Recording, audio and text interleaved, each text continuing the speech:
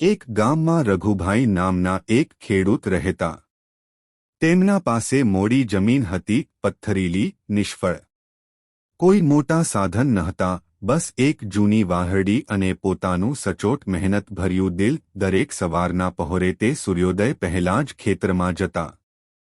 હળ ચલાવતા, જમીન બનાવતા, બિયારણ વાવતા અને એક પાંદડા પણ બેસે નહીં એવું શ્રમ કરતા.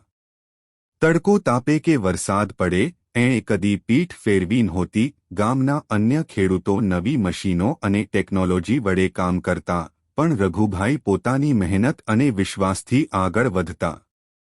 એમને ખાતરી હતી, જમીનમાં શ્રદ્ધાથી પસીનો નાખીશ તો પાક ચોક્કસ ઉગશે. વર્ષોની સતત મહેનત પછી એક દિવસ એ ખેતરમાં 50 મણ કપાસ થયો.